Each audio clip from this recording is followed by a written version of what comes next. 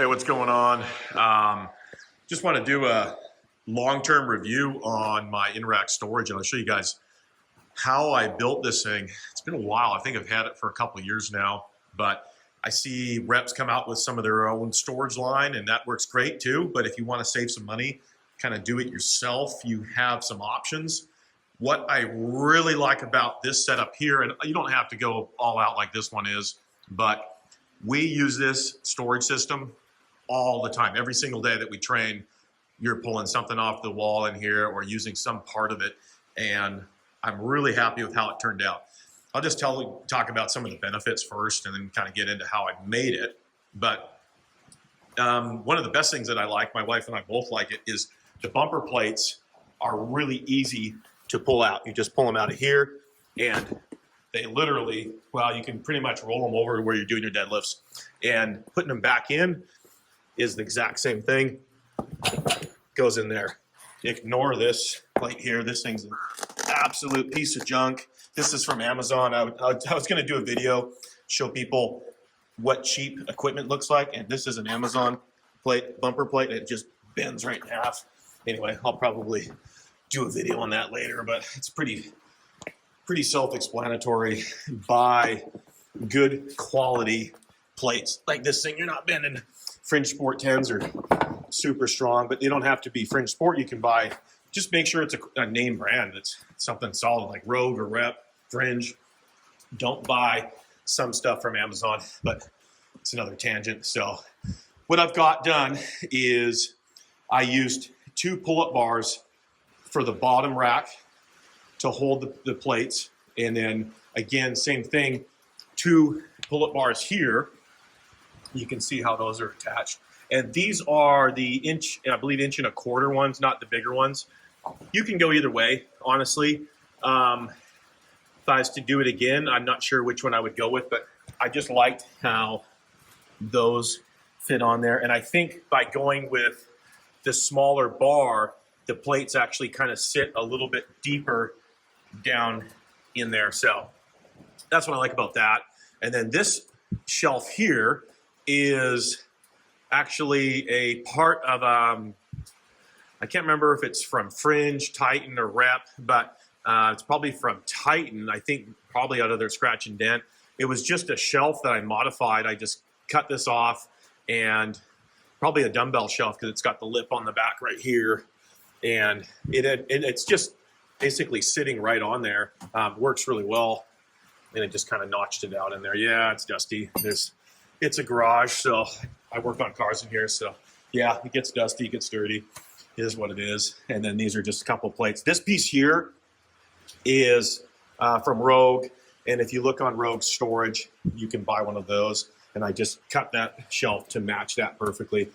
This is exactly how many bumper plates we had before I built this. The fact that this lined up perfectly with that was just, you know, one of those flukes. I didn't buy any more plates to make that fit. That literally just fit like that and came together. So it worked out really well. These are from CFT Performance, or what do they call it? CFT. Yeah, CFT Performance. A couple of their stainless pegs, you know, but you can use any ones you want. So that kind of covers the bottom of it, and it works really good for getting bumper plates in and out. I've never seen a system that works as good as this. And I train deadlifts at least once a week. My wife trains legs and deadlifts, and she's using these all the time, probably 3-4 times a week. Getting them in and out of the rack is really easy, especially if, you know, anybody that knows that has bumper plates, they're usually kind of slippery. They're kind of hard to deal with. This is just really nice. Having your 45s low to the ground makes for a really easy system there. And then I've done a video on the wall control storage rack on the back. And that's pretty straightforward. This will bolt on. You're gonna have to do some reinforcing on the back of it. And I can show you, I'll spin the camera around and we'll go to the back in a little bit and show you kind of how that turned out. But even if that was just open, it would still be great just to have that option there. So let's talk about sort of the side of this thing and what we've got on the side of each of it. But these are my old spotter arms that were on here. I've now got the surplus strength ones, and I'm going to do a short video on those here shortly, and I'll talk about those and why you might want to buy those. But the rack holds all my go-to bars. So these are my go-to bars right here. This bare steel bar here, I think it's called the Blue Collar. It's Cerakoted in red. That's my daily driver. And then I've got a Rogue power bar here, which is really nice, a little more aggressive. And then if I want to go most aggressive, I've got the Iron Skull from Bare Steel. And this thing really tears your hands up. I don't use that very often. And then I've got Reps old stainless steel. They call it the Deep Knurl EX. And you can see that stainless holds up really nice. I've had that bar for over, I don't know, year and a half. And then I've got some specialty bars over here, just in a holder. Curl bar that, honestly, you don't need a curl bar. I'd probably use that once every 2 years. I've got this little fatty axle bar. It's kind of a novelty thing. I like playing with that a little bit, but you don't need it, obviously. And then a kids bar here for some kids training stuff. Storage. So let's talk about, we'll just kind of pan out so you can kind of see the overall build. It's hard to do it in this format, but so it's real simple. I built this out of spare rack parts that I had, and it's really not super complicated to build, but you're going to have your two main uprights and build. You're just going to build a normal rack basically, and then what you have to do is add this center section piece. So that red one there in the middle, I believe that's an 80-inch piece, and that fits in there perfectly between the two 93. Sorry about the rain. It's pouring rain right now. So this 80-inch piece right here, you'll have to cut the legs off at both sides, and when you do that, it's going to fit up in there perfectly. There's no other modification required. So once you cut the feet off, it fits perfectly down in the bottom. So to mount the bottom, you're going to need to build a plate similar to that. Really not hard to do. Get yourself some sheet metal, 1/4 inch thick, probably good, or 5/16, something like that. It doesn't have to be super thick because everything's sitting, as it's sitting on the actual cross member here, the weight's on the cross member, that plate's just keeping it from shifting left and right. And then you've got on the other side, you've got the actual pull-up bar, and you can see the bottom bolt goes through the plate to that bottom bolt, and that's just the way you have to mount it. And I'll kind of show you why in a second. So, and I'll try to find some of my old B-roll as I was building this. But what you're going to run into as you're building this is when you put your, we'll do this bottom one here. When you put that pull-up bar on the bottom there, your holes are going to be at a different height here to here, and you can kind of see it.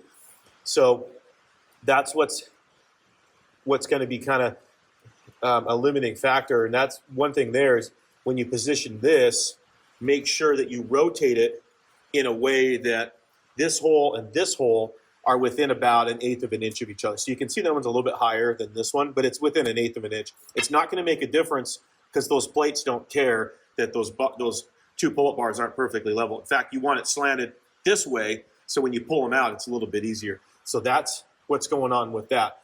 Now, when you mount the accessories between those two, yeah, those are sitting perfectly level because I was able to notch and do some custom work on that. But here's another way to see it. You can see this hole here, if you come straight across, is a little bit higher than that one. Again, it won't matter on those bars for holding your plates. It'll be just fine. Okay, so that kind of covers the bottom. Super simple. Make a plate there, and then do that. So go back up to the top. Now you can order this plate here from CFT, and it comes in a pair. So you can buy a pair of these, and that's what I did.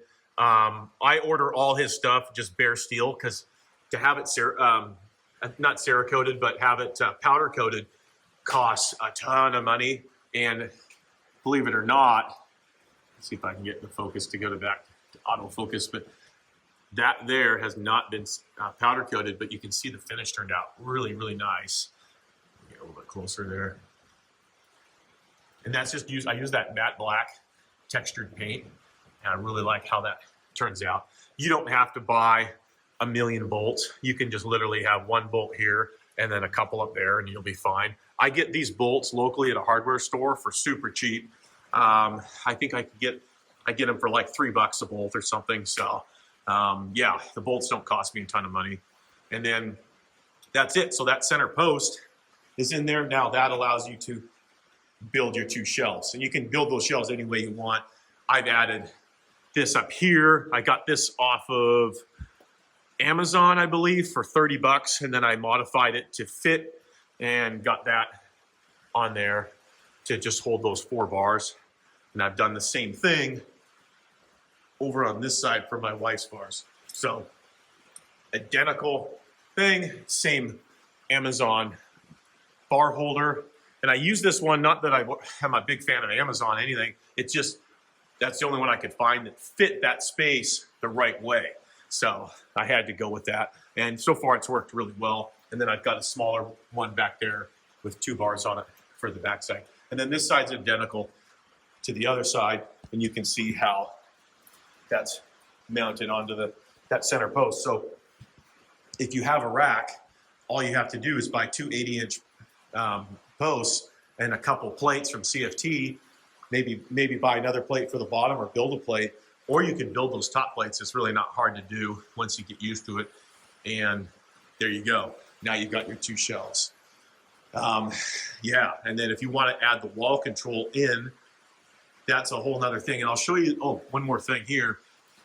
These chain holders, those are actually they're from Rogue, obviously, and they don't come in 1 inch.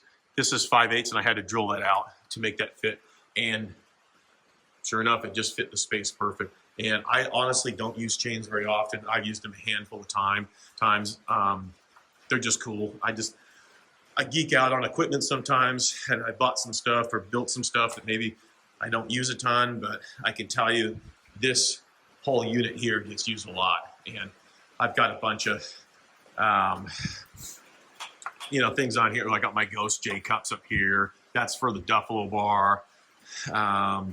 Yeah, some more J cups, just different things. I'm going to try to show you the backside of this guy here. So you can see I had to build some brackets and things to kind of hold that. And then I've got a center post on the back as well. So bracket and a center post. You can't see the center post, but it's right going through here. So if you run that center post across, or cross member, if you want to call it a back cross member, and then some braces, you can do the wall control. You just have to drill it out and fit it and add some hardware to it. It turns out pretty good. And I kind of cleaned up some of the area that had to get notched and things like that. But I mean, it's a little bit of work. But once it's done, it turns out well. It works good.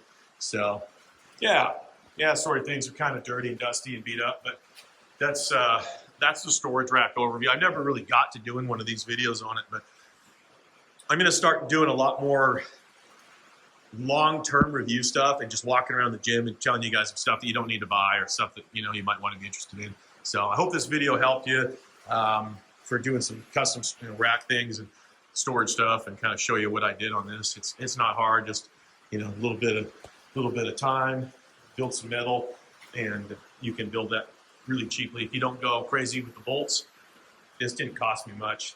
I bought the pull-up bars on sale.